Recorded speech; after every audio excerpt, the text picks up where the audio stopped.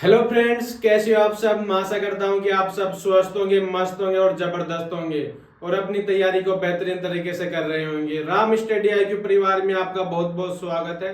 कल की क्लास में अपन ने बात की थी जो थी अपनी फर्स्ट चैप्टर नंबर 2 कक्षा 10 साइंस विषय की अपन चर्चा कर रहे हैं।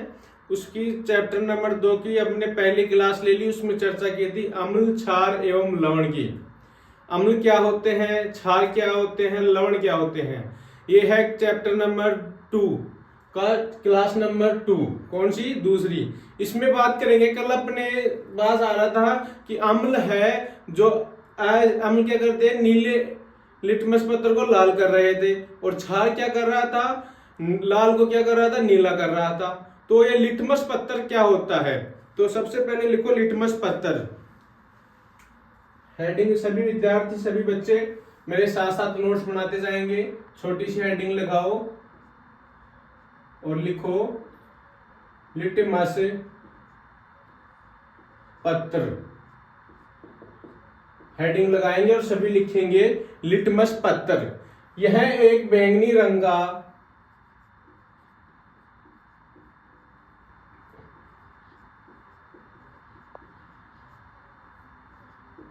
सभी लिखेंगे यह एक बैंगनी रंग का विरंजन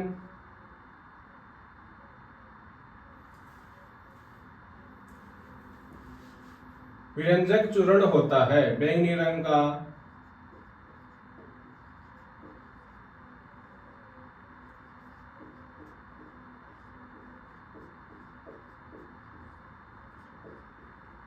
चूर्ण होता है जो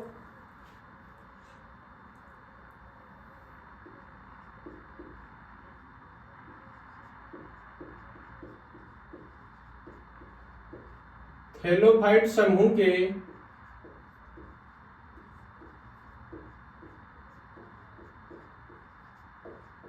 लीचेन पौधे से प्राप्त होता है।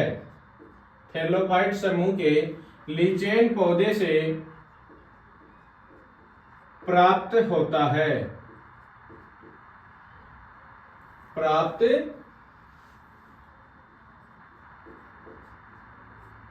होता है। क्या प्राप्त होता है? लिटमस पत्थर। लिटमस पत्थर एक बैंगनी रंग का विरंजक चूर्ण होता है जो थैलोफाइट समूह के कौन से पौधे से प्राप्त होता है? लीचेन पौधे से प्राप्त होता है। और एक होता है कवक और शैवाल मिलकर किसका निर्माण करते हैं? लाइकेन का। कवक प्लस शैवाल। शैवाल समझते हो बच्चों? शैवाल की मिलकर क्या बनाएंगे? लाइकेन। ये क्वेश्चन पूछ लेता है लाइकेन किन से मिलकर बनता है, किन किन से? कवक और शैवाल से मिलकर क्या बनता है? लाइकेन। शैवाल होते हैं, कहीं भी आपने एक लंबे समय तक पानी भरा हुआ देखा होगा, कहीं भी इकट्ठा पानी दिखा होगा, उसके अंदर जो हरा हरा रंग का ऊपर उसके किनारे पर उसकी परत पर ऊपर जमा होता है ना, वो क्या होते हैं? शैवाल होते हैं। जो किस में बनते हैं? शैवाल पानी से। ठीक है। कल एक और आ रहा था सूचक। सूचक क्या होते हैं? छोटी सी हेडिंग लगाएंगे, सूचक के बारे में जानकारी प्राप्त करेंगे। सूचक, सूचक से इसकी हेडिंग से पता लग रहा है कि सूचक का मतलब कहीं ना कहीं सूचना देना होगा। तो ये सूचना किसकी देंगे? अपन बात किसकी कर रहे हैं? अम्ल, क्षार एवं लवण की। तो ये कहीं ना कहीं किन की सूचना देगा? इन्हीं की सूचना देगा। तो सूचक में लिखो परिभाषा में, वे सभी पदार्थ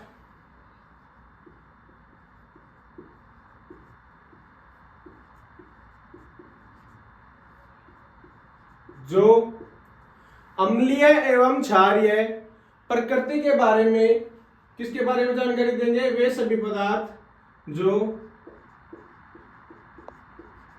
अम्लीय एवं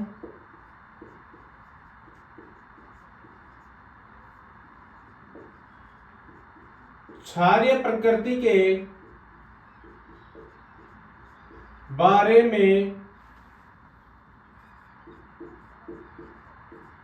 बताते हैं, के बारे में बताते हैं। क्या कहलाते हैं? सूचक कहलाते हैं।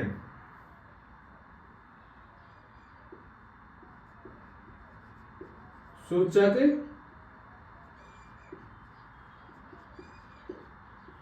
कहलाते हैं।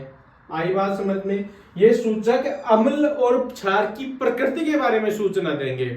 ये सूचक 4 प्रकार के होते हैं। सूचक, लिखो नेक्स्ट लाइन से, ये सूचक 4 प्रकार के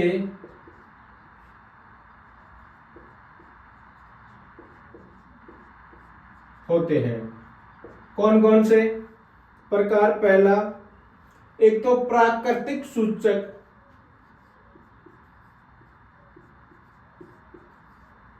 प्राकृतिक सूचक। दूसरा, कृत्रिम सूचक।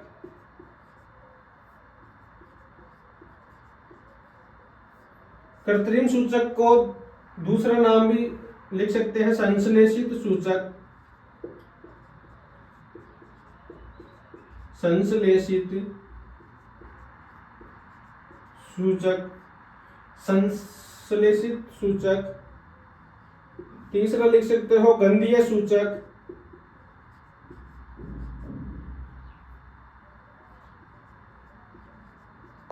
गंधीय सूचक। चौथा लिख सकते हो, जैसे गंधीय सूचक कौन सा हो गया? जिनके बारे में गंध का पता लगे। और एक चौथा हो गया, सिर्फ सभी से मिलकर होता है, सार्वत्रिक सूचक।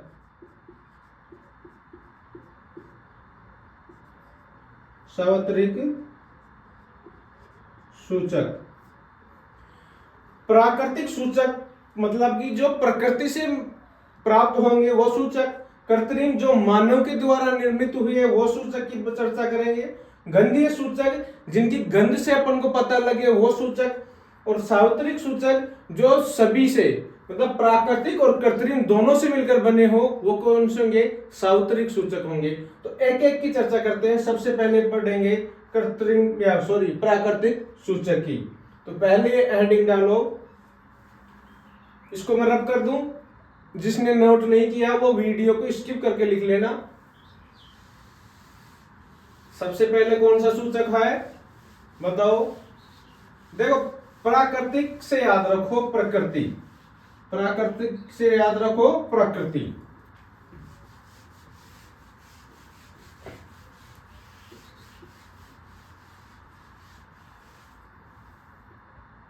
पहला,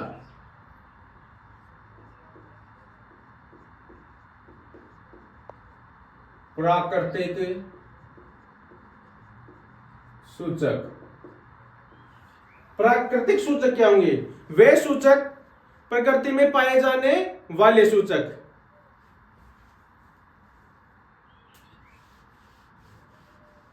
लिखो,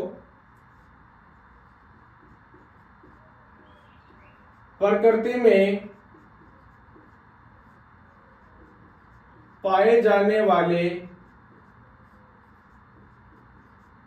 वे पदार्थ जो हमें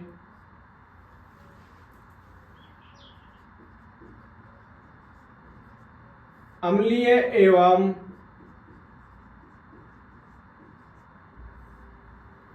क्षारीय प्रकृति के बारे में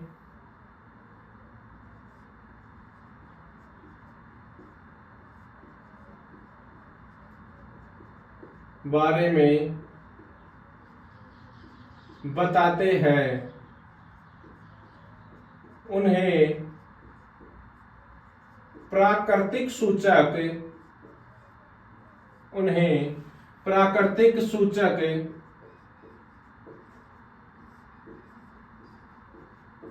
कहते हैं। आई बात समझ में? जो हमें वे पदार्थ, प्रकृति में पाए जाने वाले वे पदार्थ जो हमें अम्लीय व क्षारीय प्रकृति के बारे में क्या देते हैं? सूचना देते हैं, प्राकृतिक सूचक कहलाते हैं। जैसे उदाहरण, प्रकृति में क्या क्या पाया जाता है? हल्दी,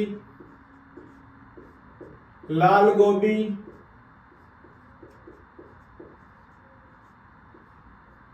जो आप सब्जी बनाते हो वो गोभी प्रकृति से प्राप्त होती है, मानव उगाता है, और वो तो है अपनी मानव के द्वारा कृत्रिम। और एक होती है लाल गोभी, वो होती है अलग। और एक प्रकृति से और क्या प्राप्त होते हैं अपन को? गुलाब की पंखुड़ियां,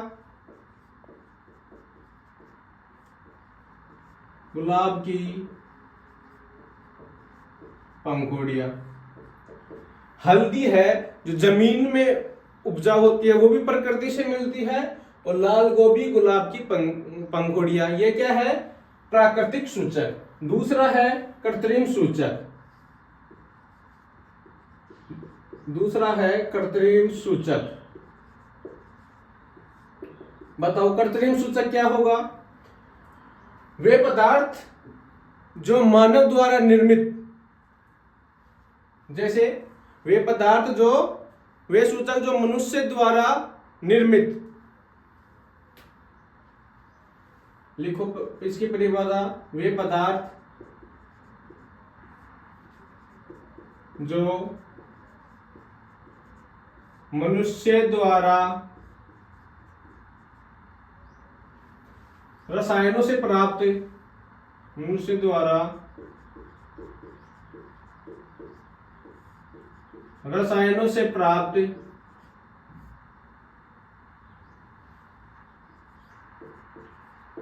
करके अम्लीय व क्षारीय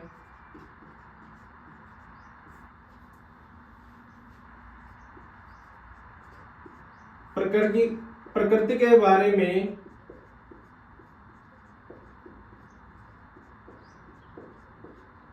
बताते हैं। क्या कहलाते हैं? कृत्रिम सूचक कहलाते हैं। जैसे ऑरेंज हुआ, मेथिल हुआ, और वो फिनोल्थीफेनोल हुआ, जैसे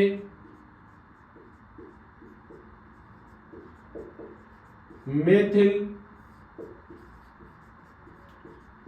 ऑरेंज, ये पदार्थ हैं जिनको अपन रसायनों के द्वारा प्राप्त कर सकते हैं। मतलब कि इनको मानव खुद रसायनों के द्वारा प्राप्त करके और सूचक का पता लगा सकते हैं। सूचक कौन से? अम्लीय है कि क्षारीय है, उनका पता लगा सकते हैं। ये है कृत्रिम सूचक। तीसरा कौन सा था? गंधीय सूचक।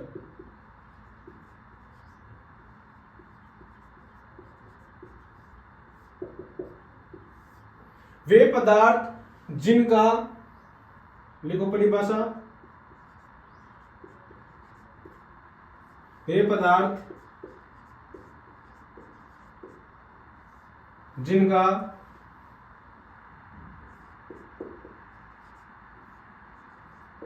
गंध के माध्यम से या गंध के द्वारा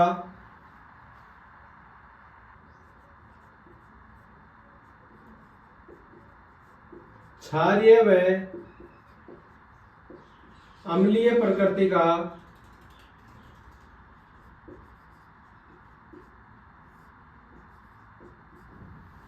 क्षारीय व अम्लीय प्रकृति के बारे में बताते हैं। प्रकृति के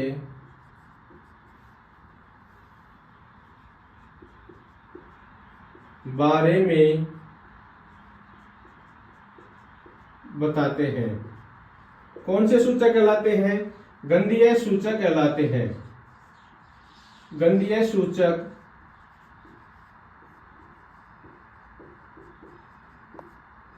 कहलाते हैं।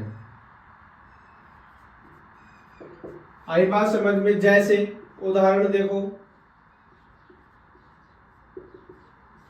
लौंग, प्याज,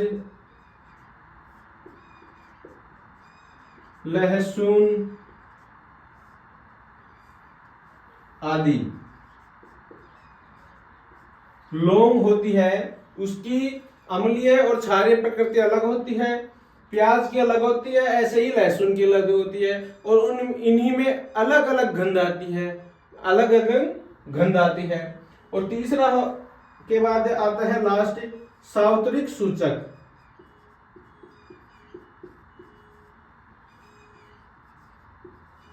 सावत्रिक सूचक मतलब सभी जगह। इसकी परिभाषा लिखेंगे, वे सूचक, वे पदार्थ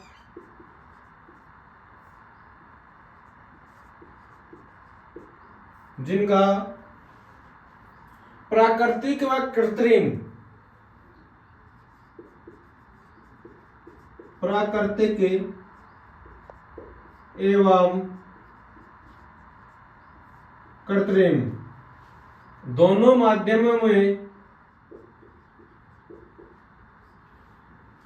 प्राकृतिक एवं कृत्रिम दोनों का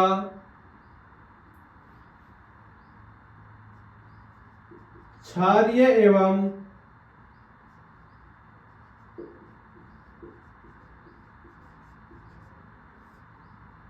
अम्लीय, क्षारीय एवं अम्लीय प्रकृति के बारे में बताते हैं।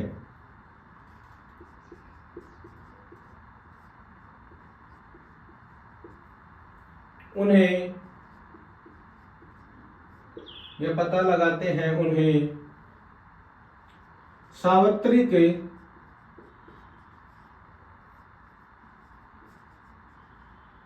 सूचक कहते हैं।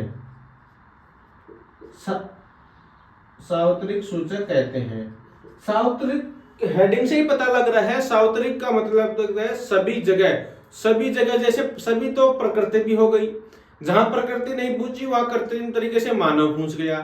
तो प्राकृतिक और कृत्रिम दोनों जगह सार्वत्रिक जगह, वो उनका पता लगाते हैं। वो सूचक कौन हो गए? सार्वत्रिक सूचक। जैसे इसके एग्जाम्पल की बात करते हैं, जैसे पीएच स्केल। पीएच स्केल में 0 से 14 तक अम्ल और क्षारीय प्रकृति होती है, वो कौन सी है? वो सार्वत्रिक हो गई। तो उसकी चर्चा करते हैं। उससे पहले एक बार इसको रब कर देते हैं। सार्वत्रिक सूचक में ही आता है और अलग से इसको हेडिंग बनाकर ही अपन क्या करेंगे? पढ़ेंगे। लिखो, जैसे पीएच स्केल। पीएच स्केल क्या होता है? पीएच स्केल का पहले तो फुल फॉर्म, पीएच स्केल की फुल फॉर्म होती है पावर ऑफ हाइड्रोजन। क्या इसकी पूछी जाती है? पीएच स्केल की फुल फॉर्म क्या है? Power of hydrogen.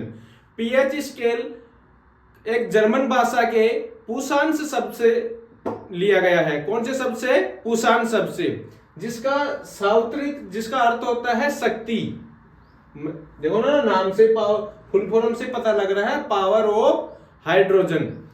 PH scale की खोज 1909 में सोरेनसन नामक वैज्ञानिक ने की थी। पीएच स्केल पर 0 से 14 तक क्या होती है? नंबर लिखे होते हैं, रीडिंग लिखी होती है। ठीक है, सबसे पहले लिखेंगे इसका पूरा नाम। पूरा नाम, पीएच स्केल का पूरा नाम, पावर ऑफ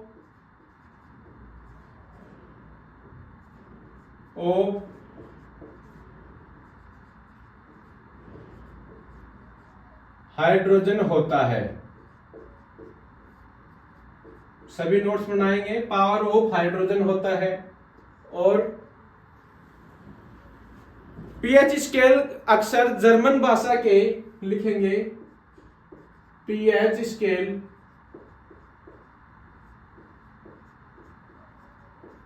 अक्सर जर्मन भाषा के पुशांस शब्द से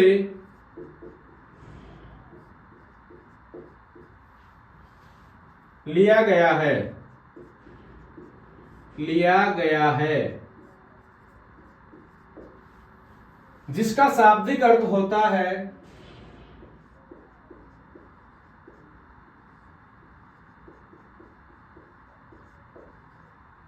जिसका शाब्दिक अर्थ होता है शक्ति, पावर।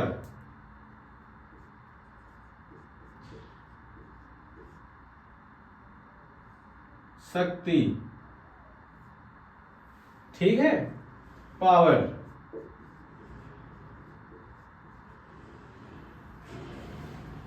पीएच स्केल की खोज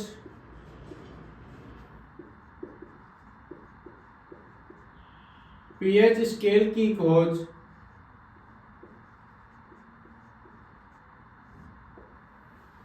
1909 में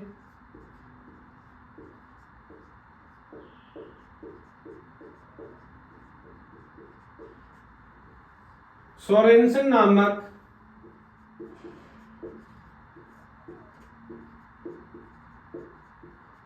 वैज्ञानिक ने की थी।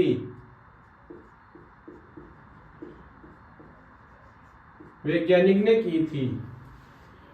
नेक्स्ट लाइन से लिखेंगे, पीएच स्केल पर 0 से 14 तक रीडिंग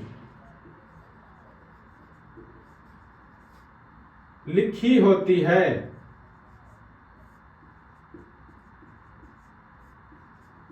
लिखी होती है। आई बात समझ में? जैसे ये पीएच स्केल है, यहां समझाता हूं।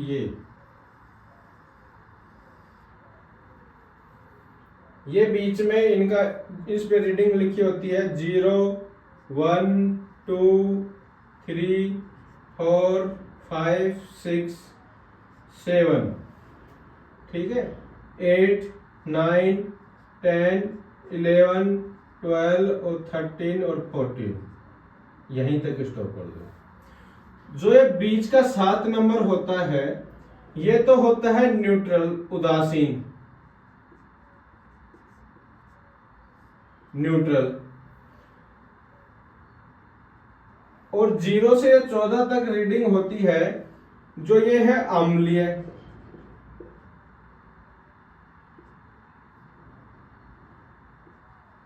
अम्ल की वर्दी किधर होगी? यदि ये अपन 7 से 0 की तरफ बढ़ेंगे तो अम्ल की वर्दी होगी। और अम्ल जलीय विलयन में क्या देते हैं? हाइड्रोजन आयन देते हैं, H+ आयन देते हैं। और इधर बढ़ेंगे 7 से 14 की तरफ बढ़ेंगे तो क्षार में वृद्धि होगी।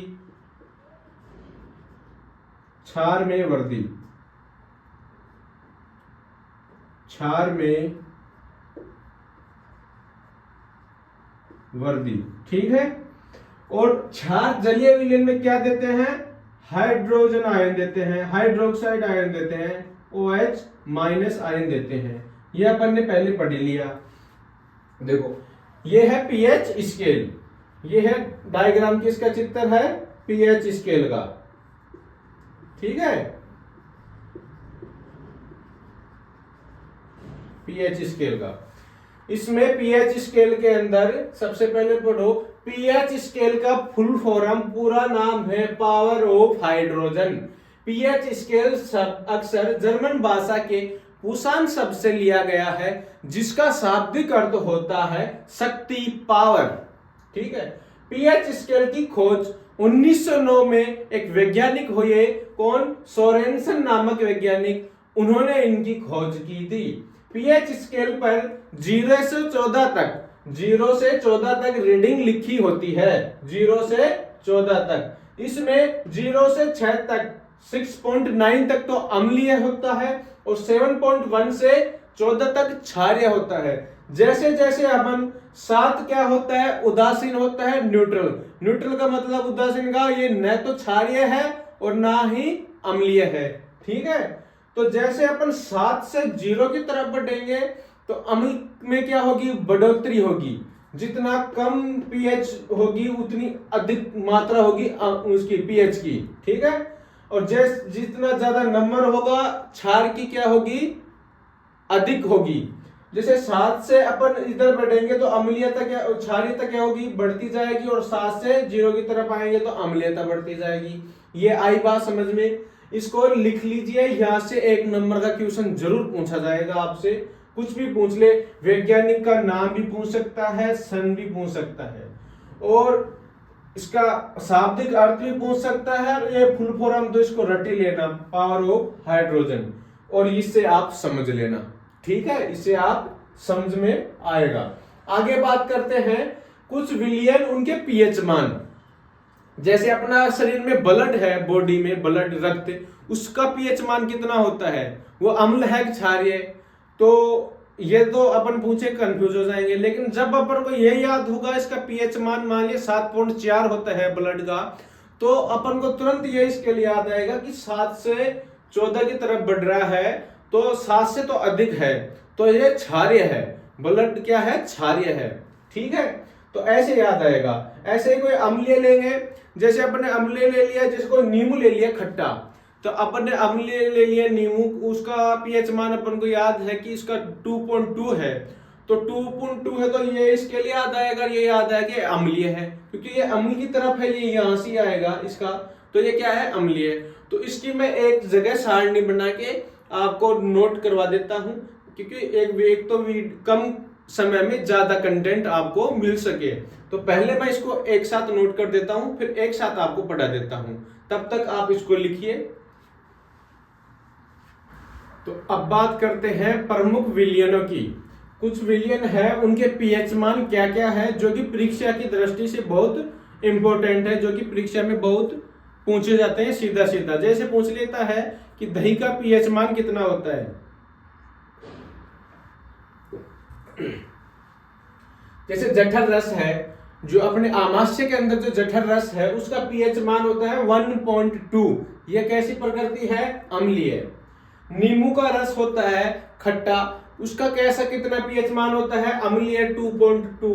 जो शुद्ध जल होता है उसको कहते हैं अशुद्ध जल, जो कि अपना बरसात का पानी होता है, वो कौन सा होता है, शुद्ध जल, उसका होता है वो न्यूट्रल, उदासीन होता है 7.0।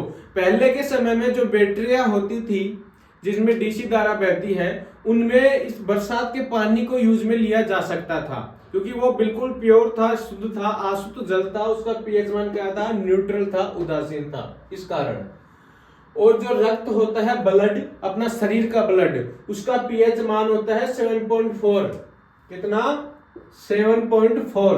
ये है क्षारीय। और milk of magnesium hydroxide MgOH2 का होता है 10। ये भी कौन सी प्रकृति है, क्षारीय।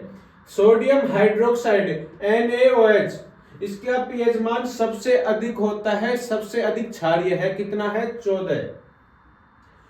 अगला है HCl हाइड्रोक्लोरिक अम्ल का पीएच मान होता है 0, सबसे अधिक अम्लीय। जो और अगला है अम्लीय वर्षा, जो बारिश होती है वो अम्लीय वर्षा होती है, वो उसका नाम से है अम्लीय वर्षा, तो मतलब 7 से तो कम होगा, तो इसका कितना होता है, 5.6।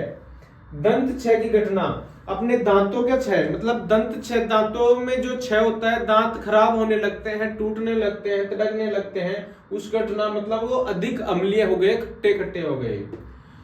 दंत मंजन, जो आप सुबह सुबह दंत मंजन करते हो, टूथपेस्ट, उसका पीएच मान 10 से 14 तक होता है, क्योंकि अलग अलग कंपनी वैरायटी की अलग अलग टूथपेस्ट आती हैं, तो कम से कम 10 से 14 तक क्षारीय होते हैं, क्योंकि अम्ल नुकसान करता है, क्षार इतना नहीं करता।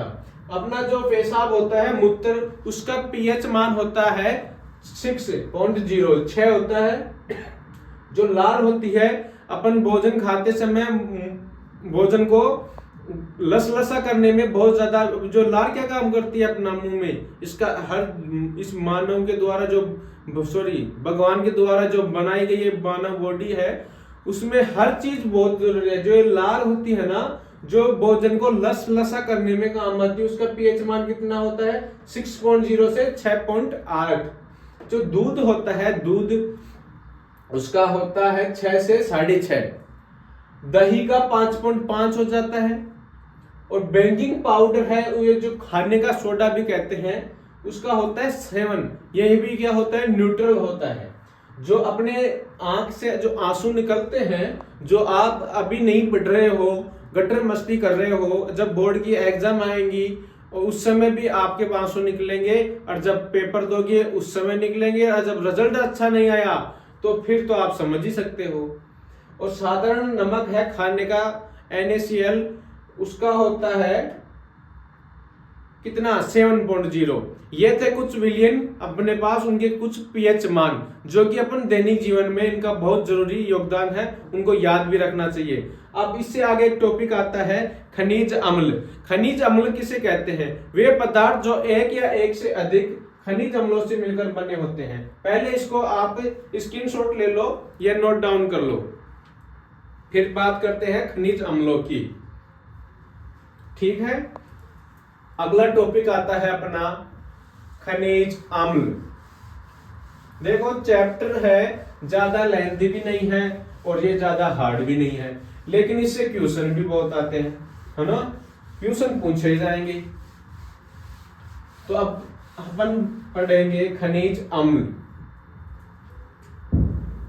सभी हेडिंग लगाएंगे खनिज अम्ल।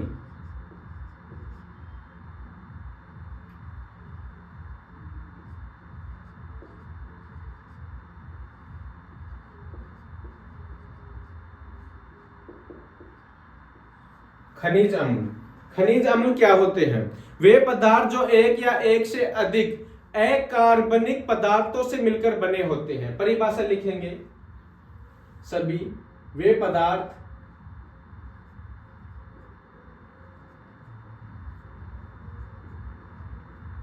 जो एक या एक से अधिक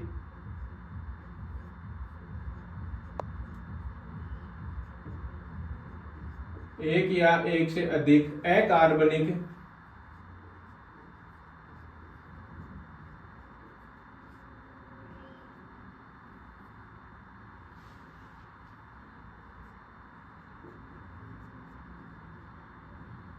पदार्थों से मिलकर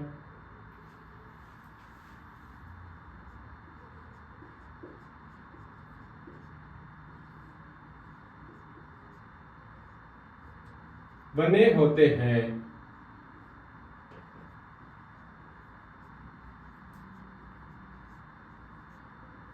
खनिज अम्ल कहलाते हैं।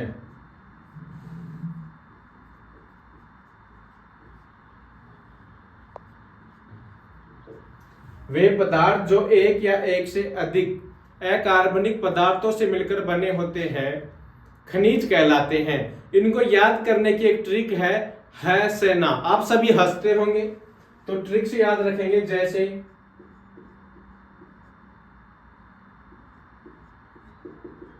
ट्रिक बता दूं मैं, जैसे है से ना। है से याद रखना है हाइड्रोक्लोरिक अम्ल,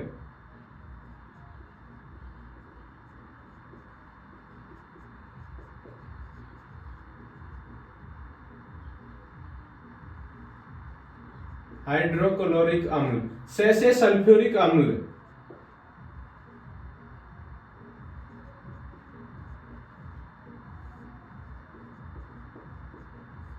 और ना से नाइट्रिक अम्ल।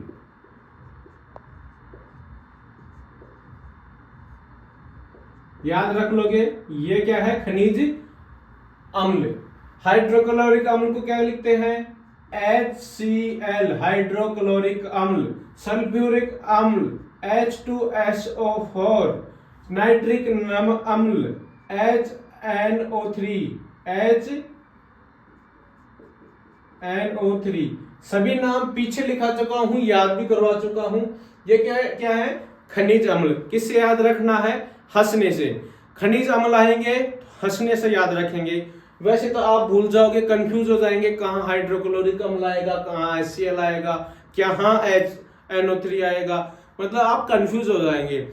तो इस ट्रिक्स का मतलब ये होता है, मल्टीपल तरीके से इसलिए बताता हूं कि किसी ना किसी तरीके से आपको परीक्षा तक याद हो जाए, बस मेरा उद्देश्य इतना है। ठीक है, अब करते हैं प्रबलता के आधार पर ये खनिज अम्ल कितने प्रकार के होते हैं?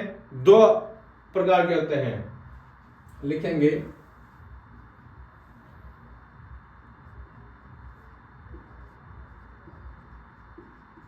प्रबलता के आधार पर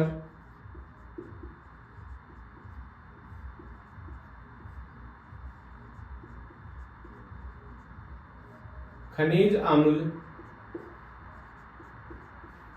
2 प्रकार के होते हैं। कौन कौन से? पहला प्रबल अम्ल और दूसरा है दुर्बल अम्ल।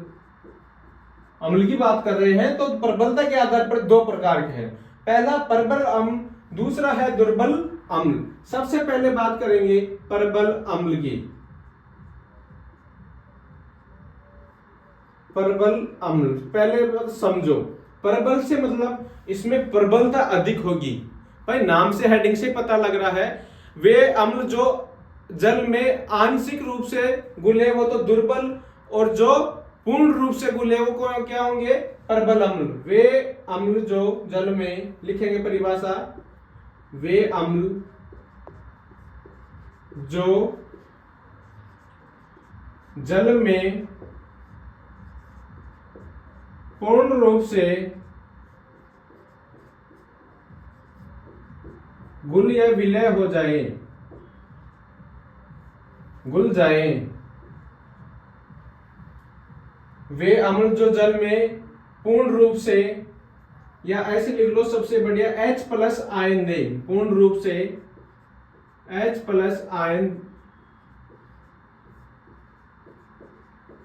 देते हैं, प्रबल अम्ल कहलाते हैं। अम्ल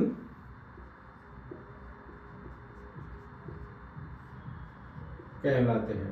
भाई अपन नोट्स में तो एक अच्छी लाइनें लिखेंगे, समझने पर कोई सी भी लाइन का यूज कर सकते हैं समझने के लिए। वे अम्ल जो पूर्ण रूप से जल में पूर्ण रूप से H+ आयन देते हैं, क्या कहलाते हैं? प्रबल अम्ल कहलाते हैं। ठीक है। और जैसे इनके एग्जाम्पल, जैसे लिख लो HCl फुल फॉर्म हाइड्रोक्लोरिक अम्ल, HNO3 नाइट्रिक अम्ल, H2SO4 सल्फ्यूरिक अम्ल। दूसरी बात करेंगे दुर्बल क्षार की। दुर्बल का अर्थ होता है कमजोर। तो इसकी परिभाषा लिखो सबसे पहले, वे अम्ल जो जल में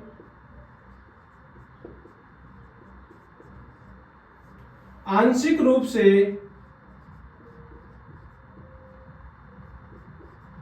H+ आयन, हाइड्रोजन आयन देते हैं, H+ आयन, हाइड्रोजन आयन देते हैं,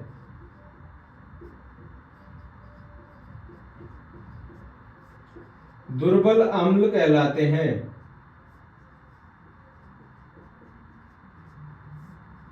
दुर्बल अम्ल कहलाते हैं। वे अम्ल जो आंशिक रूप से जल में क्या देते हैं? हाइड्रोजन आयन देते हैं, क्या कहलाते हैं? दुर्बल अम्ल कहलाते हैं। ट्रिक है इसकी, एसी कब चलाते हैं आप बताओ? गर्मियों में चलाओगे, सर्दियों में? एसी कब चलाते हैं? जैसे याद रखने का तरीका है भाई, अपन को किसी ना किसी तरीके से एग्जाम तक याद रह जाएगा। एसी कब, ट्रिक इधर लिख लो, ट्रिक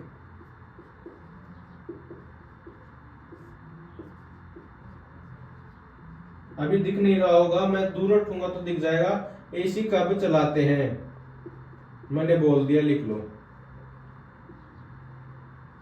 ये है इसकी ट्रिक। एसी कब चलाते हैं? तो एसी से याद रखना है आपको एसिटिक अम्ल, एसिटिक अम्ल। एसिटिक अम्ल को लिखते हैं CH3COOH। ठीक है, एसी से एसिटिक अम्ल CH3COOH। और कैसे? कार्बोनिक अम्ल,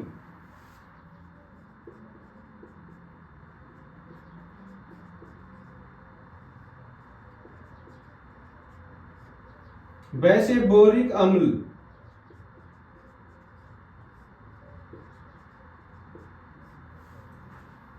कैसे कार्बोनिक अम्ल वैसे बोरिक अम्ल। तो कार्बोनिक अम्ल होता है H2CO3 और बोरिक अम्ल होता है H2BO3। भाई बोरिक से तो बोरोन आ गया, कार्बोनिक से सी आ गया, कार्बन आ गया। ठीक है, तो इसे याद रखना है। दुर्बल अम्ल कौन कौन से हैं? एसिटिक एसिड CH3COOH, एक होता है कार्बोनिक अम्ल H2CO3 और तीसरा है कौन सा? बोरिक अम्ल H2BO3। कौन से अम्ल है ये? दुर्बल अम्ल। दुर्बल अम्ल आए तो एसी, भाई दुर्बल आदमी गर्मी लगेगी तो क्या करेगा? एसी चलाएगा। या याद रखने के लिए मैं बता रहा हूं, तो गर्मी चलाएगा, गर्मी में क्या चलाएगा? एसी चलाएगा। तो दुर्बल से एसी चलेगी, गर्मी लगेगी तो एसी चलेगी। और प्रबल में क्या होगा बताओ? बताया था ना, प्रबल में तो क्या है? जैसे खनिज लवण है हंसना, जो प्रबल होगा, जो हष्ट पुष्ट होगा, वो तो आदमी हमेशा खुश रहेगा, हंसता रहेगा, खुश मिजाज रहेगा। तो देखो ना, हंसना, हंसना यही तो है हाइड्रोक्लोरिक अम्ल HNO3 और सल्फ्यूरिक अम्ल। हंसना से याद रखना है। इसी प्रकार आगे बात करें, प्रबलता के आधार पर खनिज अम्ल को भी दो प्रकार से, और इसी प्रकार प्रबलता के आधार पर जो क्षार है उनको भी दो प्रकार से बांटा गया है। इसको नोट कर देता हूं, एक बार आप नोट कर लो।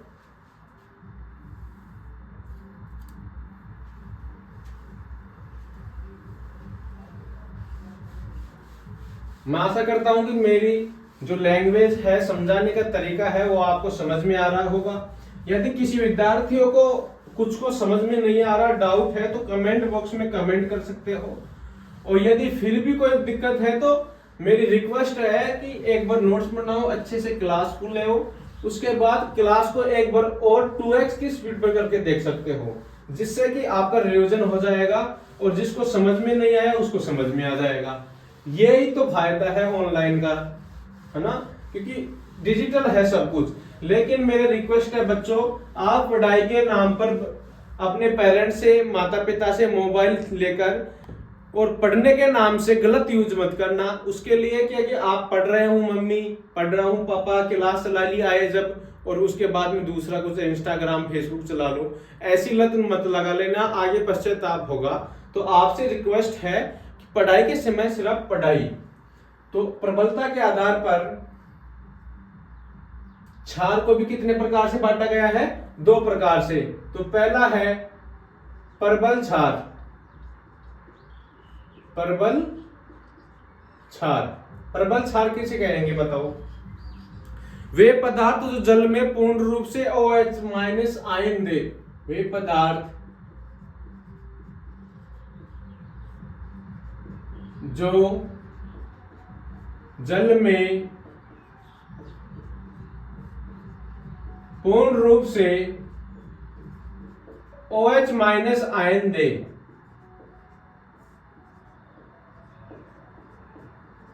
आयन देते हैं, प्रबल क्षार कहलाते हैं।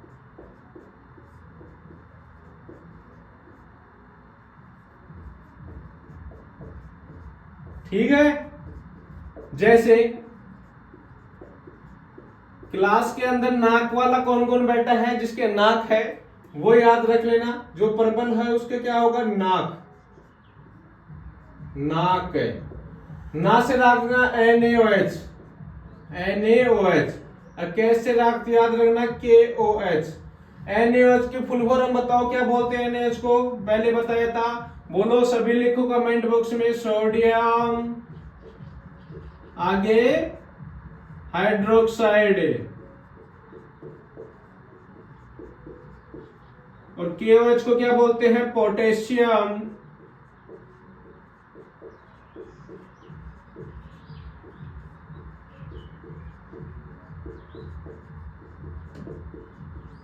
Potassium hydroxide. मतलब कि प्रबल क्षार वे पदार्थ जो जलीय विलयन में, जल में विलयन में पूर्ण रूप से OH- आयन देते हैं, प्रबल क्षार कहलाते हैं। और दुर्बल क्षार वे पदार्थ जो जलीय विलयन में आंशिक रूप से OH- आयन देते हैं, क्या कहलाते हैं? दुर्बल क्षार कहलाते हैं। दूसरा है, लिख दो दुर्बल क्षार, सभी इंटेलिजेंट स्टूडेंट लिख दो, वे पदार्थ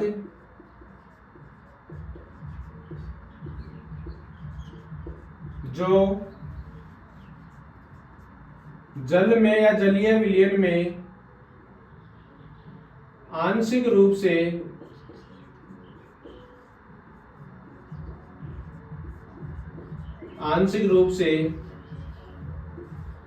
OH माइनस हाइड्रोक्साइड आयन देते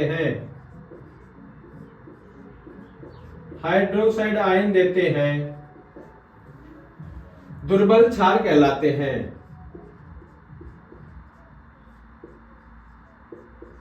क्षार कहते हैं। जैसे magnesium hydroxide, calcium hydroxide. Magnesium hydroxide बताओ, कल बताए थे ये क्या काम आता है, कैल्शियम हाइड्रोक्साइड क्या काम आता है, कल मैंने बताया था। मैग्नीशियम हाइड्रोक्साइड जो अपनी पेट की अम्लता होते हैं, अम्लता उसको दूर करता है। और आप बताओ कि कैल्शियम हाइड्रोक्साइड क्या करता है, पेट की अम्लीयता को दूर।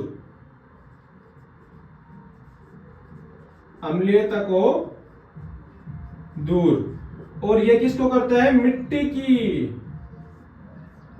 की अम्लीयता को दूर करता है। कल लिखवा दिया था, ये याद कर, रिवाइज करवा दिया, यहां आ गया तो मिट्टी की अम्लीयता को दूर करता है क्या, कैल्शियम हाइड्रोक्साइड और मैग्नीशियम हाइड्रोक्साइड। तो आज की क्लास में अपन ने किस चर्चा की, सूचक की पढ़ी। सबसे पहले अपन ने सूचक पढ़े जो कि कितने प्रकार के थे, 4 प्रकार के सूचक कौन कौन से, प्राकृतिक, कृत्रिम, गंधीय और कौन सा था, सावित्रिक। प्राकृतिक मतलब जो प्रकृति से प्राप्त है, उसके बाद में क्या, कृत्रिम जो मानव द्वारा निर्मित है, गंधीय जो गंध से पता लगता है, और सावित्रिक जो प्राकृतिक और कृत्रिम दोनों से मिलकर बना होता है, वो क्या हो गया, सावित्रिक हो गया। और पढ़ा आपने लिटमस पत्थर के बारे में, लिटमस पत्थर कैसे, ठीक है। उसके बाद में पढ़ा लाइकेन किससे बनता है, कवक और शैवाल से मिलकर क्या बनता है, लाइकेन बनता है। उसके बाद में पढ़ा अपन ने पीएच स्केल के बारे में। पीएच की फुल फॉर्म बताओ, पीएच की full form power of hydrogen. इसकी खोज 1909 में सोरेनसन नामक वैज्ञानिक ने की। इसका ये पीएच स्केल का अक्सर पुशांश नामक शब्द से लिए गए, जिसका शाब्दिक अर्थ होता है शक्ति, पावर। इसमें रीडिंग कितनी होती है, पीएच स्केल में 0 से 14 तक रीडिंग होती है। उसके बाद में पढ़ा अपन ने क्षार, प्राकृतिक प्रबलता के आधार पर खनिज लवण पढ़े। खनिज लवण में क्या पढ़ा, प्रबल अम्ल और प्रबल क्षार। प्रबल अम्ल कितने अम्लता के, प्रबलता के आधार पर कितने, 2 प्रकार के, एक प्रबल अम्ल, एक दूसरा दुर्बल क्षार। प्रबल अम्ल जो आंशिक रूप से, प्रबल का मतलब होता है जो जल में पूर्ण रूप से H+ आयन दे, प्रबल अम्ल। और जो जल में आंशिक रूप से H+ आयन दे, क्या कहलाएगा, दुर्बल अम्ल। उसके बाद में पढ़ा अपन ने प्रबल क्षार जो जलीय विलयन में पूर्ण रूप से क्या दे, OH- आयन दे, वो क्या कहेगा बताओ, आंशिक रूप से देगा जो प्रबल क्षार। जो और दुर्बल क्या, आंशिक और पूर्ण रूप से को लेगा, जो प्रबल और दुर्बल क्या होगा, आंशिक रूप से को लेगा। आंशिक दुर्बल क्षार के एग्जाम्पल है magnesium hydroxide, calcium hydroxide. Magnesium hydroxide पेट की अम्लता को दूर करता है, कैल्शियम हाइड्रोक्साइड मिट्टी की अम्लता को दूर करता है। और ये जो प्रबल क्षार है उसको याद रखना है, नाक से Na का मतलब होता है सोडियम हाइड्रोक्साइड, KOH का मतलब होता है पोटेशियम हाइड्रोक्साइड। ठीक है, तो आज की क्लास में अपन यहीं तक चर्चा करेंगे। 2 मिनट मैं आपके एक्स्ट्रा ले लेता हूं। मैं बता रहा था कि मैं जैसे ऑफलाइन क्लास के बाद पेरेंट्स से मिलता हूँ तो वो बोलते हैं कि बच्चों को मोबाइल तो दे देते हैं, कोई दिक्कत नहीं है, लेकिन उनमें एक कमी है कि हम सोशल मीडिया से दूर रखना चाहते हैं। भाई वो बात भी सही है, क्योंकि आप बच्चे हो ना, कि आप पढ़ाई से दूर भागते हो। आपको पढ़ाई के लिए बहाने तो आपको मोबाइल मिल जाता है, लेकिन आप क्लास को देखते नहीं, नोट्स नहीं बनाते, उससे पढ़ते नहीं। आप अदर एप्लीकेशन खोल के इंस्टाग्राम सोशल मीडिया पे लग जाते हो या फिर इससे शॉर्ट्स देखने लग जाते हो, जो कि बहुत गलत है। देखो ऐसा करोगे, अब आपका जो बचपन था, मौज मस्ती थी, वो 9 तक खूब कर लेनी, और जिसने नहीं की तो आगे करना भी मत, क्योंकि अब समय नहीं है। अब है आपके एडल्ट मतलब म्यूच्योर होने का समय, समझदार हो गए, आप बच्चे नहीं रहे हो, क्योंकि आप 10th क्लास में आ गए, 15-16 साल के सभी होंगे, तो आप समझदार होंगे। तो क्या गलत है क्या सही आप अभी नहीं समझ सकते। जो आपको पेरेंट्स कहें आप उन्हीं की बात मानो, जो आपके गुरुजन गाइड करें, जो आपके मार्गदर्शन करें, उनके चिन्ह पर चलो। देखो यार दोस्त कोई किसी का नहीं रहेगा। आप याद करो, आपके 8th क्लास में जो दोस्त था वो अब नहीं होंगे, जो बचपन में थे वो अब नहीं होंगे। भाई अपनी गली स्ट्रीट के मोहल्ले के से अलावा मैं बात कर रहा हूँ। तो अब ऐसे आने वाले समय में 10th वाले नहीं बिछड़ जाएंगे, कोई आर्ट्स में चला जाएगा, कोई मैथ, कोई साइंस, ऐसे तो दोस्त बनते रहेंगे और बिछड़ते रहेंगे। ये जीवन की कड़ी है, ये आगे से आगे बढ़ते रहेगी। तो आप मेरी आपसे रिक्वेस्ट है बच्चों कि आप सिर्फ और सिर्फ क्लास के अंदर पढ़ाई करोगे। मोबाइल तो आपको मिल जाएगा, यदि आप अपने पढ़ाई के नाम पर मोबाइल से अलग कुछ चीज देखोगे तो वो आपको आज तो नहीं, जब आप एग्जाम दोगे ना तब आपको पश्चाताप होगा। और ये पश्चाताप आज तो नहीं लेकिन पूरी जिंदगी होगा। जैसे आप एक मकान खड़ा करते हैं, सबसे पहले उसका क्या करते हैं, खुदाई करके उसको नींव होती है ना, नींव वो भरते हैं, वो ही और नींव है आपकी 10th क्लास। यदि आप नींव को कमजोर कर लोगे तो क्या होता है कि बड़ी से बड़ी बिल्डिंग जैसे लोड ऊपर आएगा, 1 मंजिल 2 मंजिल बनाएंगे तो धस जाएगी, नीचे गिर जाएगी। तो ये 10th क्लास भी आपकी क्या है, नींव है। क्योंकि कोई स्टूडेंट 10th के बाद में मैथ लेगा, कोई साइंस लेगा, कोई आर्ट्स लेगा। देखो आर्ट्स में जाए, साइंस में जाए, मैथ में जाए, ये बायोलॉजी तो सभी जगह काम आएगी। आर्ट्स वाले कंपटीशन की तैयारी करेंगे वहां भी काम आएगी, साइंस वालों के तो पूरी लाइफ में आएगी, मैथ वालों की भी कहीं ना कहीं जरूर, कहीं ना कहीं नहीं आती है साइंस तो, क्योंकि इसी के 3 पार्ट बनेंगे, फिजिक्स, केमिस्ट्री, बायोलॉजी। ठीक है, तो वो अभी आप नहीं समझ रहे होंगे, मैं बीच बीच में ऐसे बताता रहूंगा, एक साथ बताऊंगा तो ज्यादा लंबी क्लास हो जाएगी। तो मेरी रिक्वेस्ट है, तो सभी अच्छे से नोट्स बनाओ। किसी को प्रॉब्लम हो तो कमेंट कर सकते हो, या मेरा टेलीग्राम व्हाट्सएप पर ग्रुप है, राम स्टडी IQ के नाम से चैनल है, उसी के नाम से, वहां पर आप DM कर सकते हो, मैसेज कर सकते हो।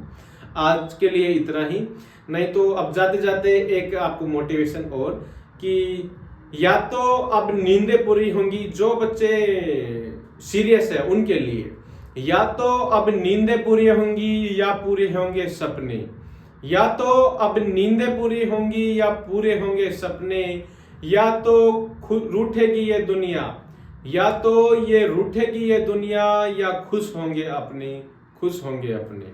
ठीक है, थैंक यू। चैनल पर जो बच्चे नए हैं वो चैनल को सब्सक्राइब करें, जिसने वीडियो की लाइक नहीं किया वो वीडियो को लाइक करे। थैंक यू, धन्यवाद। मिलते हैं नेक्स्ट क्लास में, क्लास नंबर 3 में।